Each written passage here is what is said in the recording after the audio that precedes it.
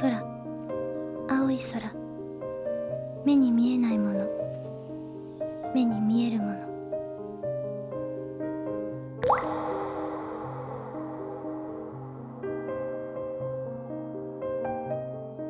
Il est suggéré au début de l'histoire qu'il existe un lien particulier entre Gendo et Rei. Dans le 5e épisode, l'unité 0 est hors de contrôle suite à une expérience de démarrage.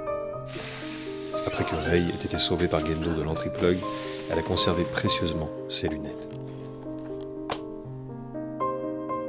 Dans l'épisode 23, la scène dans laquelle la 3e Rei tente d'écraser les lunettes de Gendo, brisées lorsque la 2e Rei a failli mourir et qu'elle avait auparavant chérie comme le seul symbole de lien avec Gendo, se met à verser des larmes sans en comprendre la signification.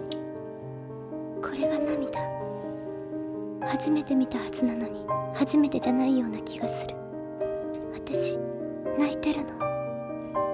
なぜ泣いてるの？ Du point de vue de la 3e Rei, qui n'a pas vécu cet événement, Gendo n'est qu'un homme qui se sert d'elle comme d'une marionnette.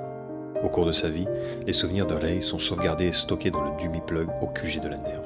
Si elle meurt, son âme est transférée dans un autre corps et les souvenirs sauvegardés y sont transférés. Mais les souvenirs non sauvegardés, comme l'autodestruction de la 2e Rei contre le 11e ange à l'Eliel pour sauver Shinji, sont perdus. Alors pourquoi Rei a tenté d'écraser les lunettes de Gendo et a versé des larmes quand elle n'y est pas parvenue? Il semble que la 3e Rei ait encore des sentiments d'adoration pour Gendo, mais ceux-ci sont flous. Ces souvenirs n'étant qu'une copie, pour la 3e Rei, ils ne sont rien d'autre que les souvenirs d'une autre personne. Combien de ses sentiments pour Gendo sont encore là? En cassant les verres de ses propres mains, elle essayait de le confirmer. Les lunettes de Gendo correspondent à un événement appelé objet transitionnel en psychanalyse. Les lunettes sont le symbole du lien de confiance qui l'unit à Gendo, qui viendra à son secours lorsqu'elle sera en difficulté et qui ne l'abandonnera pas. C'est un objet externe de l'existence qui lui sert de substitut pour se plonger dans le fantasme de l'unité avec un. Dans la version cinématographique, épisode 25, Rei a finalement cassé les lunettes, exprimant son désir de rompre ses liens avec Gendo en reconnaissant son désir d'être avec Shinji. 光くんが呼んでる。 Quand Rei quitte l'appartement, elle signe son départ, rompt le lien qu'elle avait avec Gendo et prend la décision de vivre et de décider par elle-même. C'est l'expression de sa détermination à décider de sa propre vie, la contradiction absolue que d'essayer de survivre en tant qu'individu, tout en sachant qu'elle est l'une des innombrables clones. Dans l'épisode 26 de la version cinématographique, afin de se réunir avec Yui, Gendo tente de fusionner Adam et Lilith en insérant sa main droite fusionnée avec Adam dans le corps de Rei. さあ、レイ、私をユイのところへ導いてくれ。 Il l'exhorte à s'accepter telle qu'elle est, mais Rei refuse en disant 私はあなたの人形じゃない。 Le mot-clé, poupée, est important et apparaît dans l'épisode 26 lorsqu'Asuka la réprimande. 私は人形じゃない。うるさい！人に言われたまま動くくせに、あんた碇司令が死ねと言ったら死ぬんでしょう。そうよ。 C'est la 2e Rei qui a ressenti la tristesse de n'être qu'une marionnette de Gendo, et la destruction des lunettes signifie que ce sentiment est en quelque sorte transmis à la 3e Rei. Cependant, à la dernière minute, alors que le plan de complémentarité de l'homme est sur le point d'être activé, Rei entend la voix de Shinji 光くん。 et refuse de faire corps avec Gendo. C'est le moment où Rei rompt clairement et volontairement le lien le plus cher qu'elle avait jusqu'à présent. Elle accorde plus d'importance à Shinji qu'à Gendo. Elle a commis un meurtre parental psychologique, c'est-à-dire l'indépendance psychologique vis-à-vis de son parent.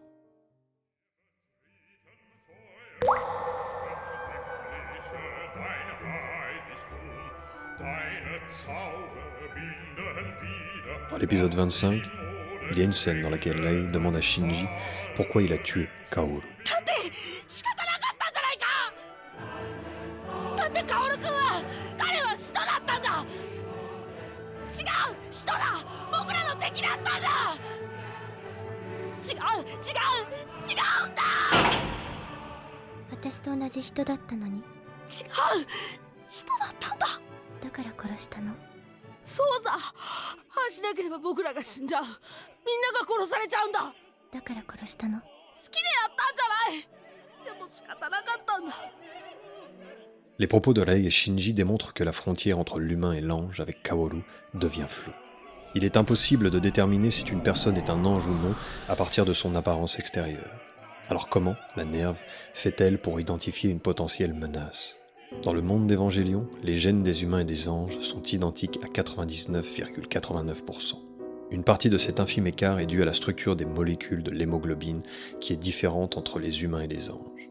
Le sang des enfants de Lilith, l'humanité est rouge, tandis que le sang des anges, les enfants d'Adam, est bleu. Sur la base de la longueur d'onde spectroscopique, utilisant les rayons X, la nerve arrive à identifier le modèle sanguin d'une cible lointaine. Le bioordinateur, Maggie, juge ce modèle en mesurant le spectre dérivé de l'absorption de l'hème de l'hémoglobine. Le terme Blood Type Blue est le sous-titre anglais du film Blue Christmas d'Okamoto Kihachi, dont Anno dit qu'il est l'un des réalisateurs qu'il admire. Il s'agit d'un film dans lequel le sang des personnes qui assistent à l'apparition d'ovnis dans diverses régions de la planète devient bleu. Les gouvernements du monde, se sentant menacés par une telle situation, décident de massacrer à l'échelle mondiale les personnes au sang bleu. L'un des personnages principaux est en profond conflit entre son devoir et sa raison lorsqu'est révélée la couleur du sang de sa petite amie. Dans Evangélion, il y a plusieurs types de modèles sanguins. Orange, quand l'onde est inconnue, bleu, quand il s'agit d'un ange, et sépia, identifié la première fois lors de la tentative de sauvetage de Shinji dans l'épisode 20. Il s'agit d'un état de destruction active, une pulsion de mort synonyme de destrudo, comme le fait remarquer le premier lieutenant Aoba. Le destrudo, dans la théorie psychanalytique freudienne, est une attaque de l'ego, une pulsion à l'origine de toutes les agressions, impulsions destructrices et pensées suicidaires. Freud a parlé de deux types de désirs profondément enracinés dans la nature humaine.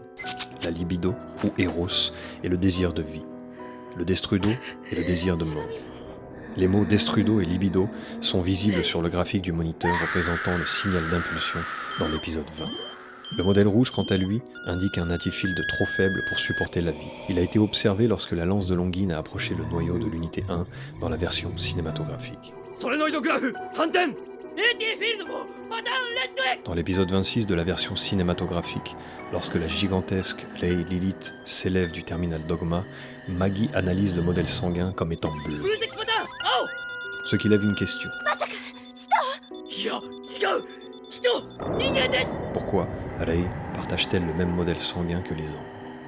Rei, qui possède l'âme du deuxième ange, Lilith, forme de vie et racine de l'humanité, est par nature une créature de l'homme, artificielle et non humaine au sens original. Mais l'âme l'est devenue grâce à Rei et son lien avec les autres. 私はこれまでの時間と他の人たちとのつながりによって私になったもの。他の人たちとの触れ合いによって今の私が形作られている。 Rei soutient qu'une personne ne peut être une personne que par des liens avec d'autres, indépendamment des circonstances de sa naissance ou de l'origine de son âme. En ce sens, même Kaoru, qui était un apôtre, peut être appelé une personne en raison de son lien avec Shinji. Ici, le concept d'être humain n'est pas seulement un élément inhérent à Lilith et aux autres formes de vie dérivées d'elle, mais aussi un élément acquis. Grâce à Rei, Lilith est passée du statut d'apôtre à celui de personne. Rei et Kaoru laissent suggérer, de par leurs actions, la possibilité qu'un apôtre devienne une personne.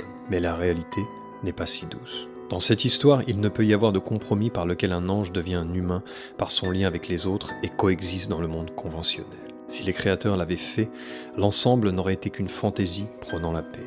Le 15e ange qui a sondé la psyché d'Asuka dans l'épisode 22 et le 16e ange qui a tenté d'entrer en contact avec Rei dans l'épisode 23 ont clairement montré un intérêt des anges pour l'esprit humain et ont voulu communiquer avec eux. L'ange incarne le symbole des difficultés de communication, qui ne peuvent être jamais surmontées par un compromis facile. De sorte que, finalement, dans l'histoire, l'ange n'a pas pu être compatible avec le monde humain. L'ambiguïté du modèle bleu dans la phase finale réside peut-être dans le désir du réalisateur Anno de projeter sur l'écran le doute quant à la réelle incompatibilité des anges avec les êtres humains et pose une question fondamentale. Tout être humain est-il une personne ?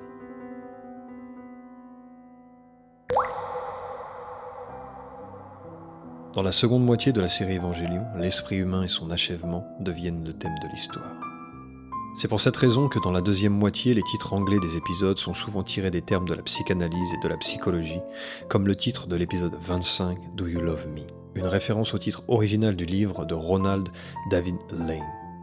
Lane était un psychiatre et un psychanalyste anglais dont le principal fer de lance était ce que l'on appelle l'anti-psychiatrie. Do You Love Me est une œuvre littéraire dans laquelle il dépeint les profondeurs de l'esprit humain sous forme de dialogue. Dans Evangelion, les conflits de l'esprit humain sont souvent dépeints sous forme de conversations entre les personnages. Mais dans les 2 derniers épisodes de la série télévisée, la majeure partie de l'histoire se déroule sous forme de dialogue dans le psyché du personnage principal, Shinji, qui est tourmenté par le fait d'avoir donné la mort à Kaoru Nagisa. Shinji tue Kaoru, non pas parce que c'est un ordre, mais parce que c'est une réaction excessive face au propre défi de Shinji, le défi de la formation de relations étroites avec les autres. Il essaie de trouver la raison de sa propre existence, en commençant par la question de savoir pourquoi il pilote l'Evangelion.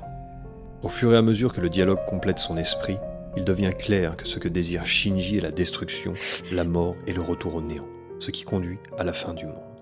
Cette pulsion de mort dans le langage freudien est appelée Thanatos. Les répliques « J'ai peur de Misato Erei »,« Aide-moi Asuka » symbolisent pour Shinji à la fois Misato Erei en tant que future mère. Le sentiment de remords qui naît du meurtre de Kaoru est probablement ressenti comme une punition du surmoi, ici la mère.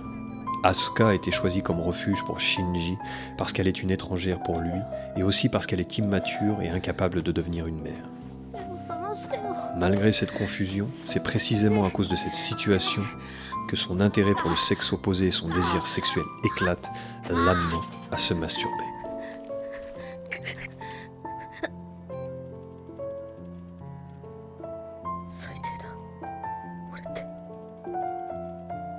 Le sous-titre de l'épisode 16, « Maladie entraînant la mort », est une citation de l'œuvre majeure du philosophe danois Kierkegaard, fondateur de l'existentialisme. Dans cet ouvrage, Kierkegaard écrit que se désespérer de quelque chose n'est jamais un désespoir en soi, mais se désespérer de soi est la formule du désespoir, la maladie mortelle.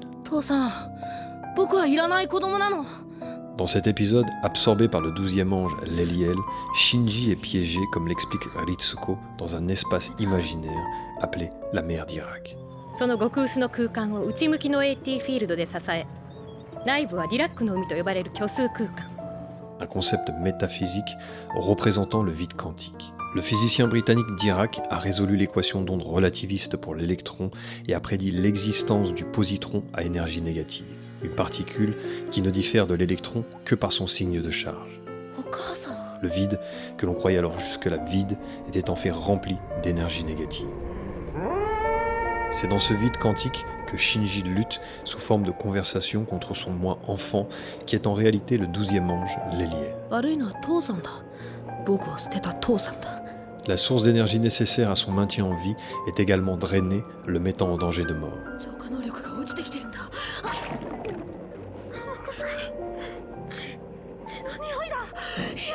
Shinji, désespéré, affronte son propre esprit, décrivant ses conflits internes et évoquant les souvenirs de sa mère.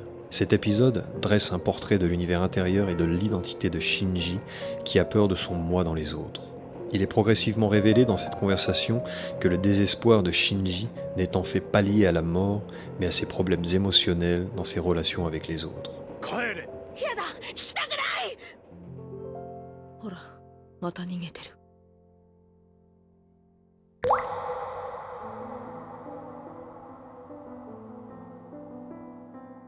L'Etifield est un terme utilisé dans Evangelion et fait référence à un mur défensif, une barrière déployée par les ennemis de l'humanité, les anges, et par les Évangélions. La seule chose qui puisse contrer ou neutraliser un Etifield est un autre Etifield ou une source d'énergie de grande puissance comme celle du prototype de fusil à positron alimenté par toute l'électricité du Japon utilisée par l'unité 0 dans l'opération Yashima.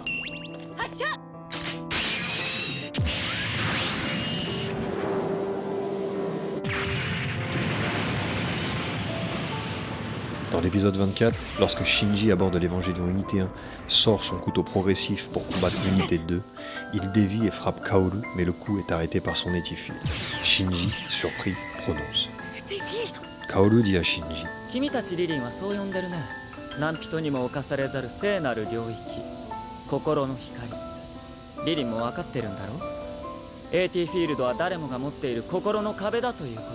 Kaoru suggère que l'Etifield est un mur mental que tous les humains possèdent, et que c'est parce qu'il sépare les autres d'eux par ce mur qu'ils maintiennent une forme d'ego.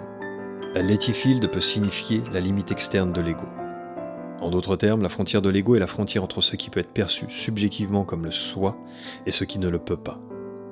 Dans l'épisode 3, Ritsuko fait référence à la maladresse de Shinji dans l'examen des relations humaines comme le dilemme du pauvre épi. 山嵐の場合、相手に自分のぬくもりを伝えたいと思っても、身を寄せれば寄せるほど体中のトゲでお互いを傷つけてしまう。人間にも同じことが言えるわ。 C'est un terme psychanalytique. De pauvres épis s'approchent l'un de l'autre dans le froid pour se réchauffer. Cependant, s'ils s'approchent trop près, ils se blesseront avec leurs aiguilles, la frontière de l'ego. Mais s'ils s'éloignent l'un de l'autre, ils mourront de froid. Les deux animaux s'approchent et s'éloignent l'un de l'autre à plusieurs reprises, jusqu'à temps qu'ils trouvent une distance où ils ne se blessent pas et n'ont pas froid. Cette situation est appelée le dilemme du pauvre épi et aurait été mentionnée et popularisée par Freud sur la base d'une fable du philosophe Schopenhauer. Freud a incorporé cette fable dans son analyse de la psychologie de groupe et de l'ego et explique que presque toute relation intime entre deux personnes contient un amas de sentiments de rejet et d'hostilité. Pour expliquer cette allégorie dans les termes d'Eva, un étiphilde trop fort protège des autres et peut en même temps les blesser, tandis qu'un étiphilde trop faible estompe la frontière entre soi et les autres et le soi se perd. Par conséquent, les gens déploient et neutralisent l'étiphilde pour maintenir la communication interpersonnelle et le fonctionnement sain de l'ego. Lorsque cette neutralisation ou ce déploiement ne fonctionne pas, les gens sont blessés par les autres. L'acquisition du moi, l'identité, est d'apprendre à neutraliser et à déployer l'étiphilde et représente le stage de l'adolescence, l'un des thèmes majeurs d'Evangelion. Dans la version cinématographique, après l'activation du plan de complémentarité de l'homme, la gigantesque Lei Lilith matérialise le champ anti-athée. Pour que l'âme puisse retourner dans le monde transcendantal, l'être humain individuel doit perdre son étiphilde et abandonner son corps physique. Lorsque le champ anti-athée est déployé, l'humanité perd ses limites égoïques et réduite au LCL, un fluide qui compose le corps humain et qui est la source de toute chose. Les âmes ne font plus qu'un. Gendo appelle cela l'achèvement du cœur manquant. 気持ち悪い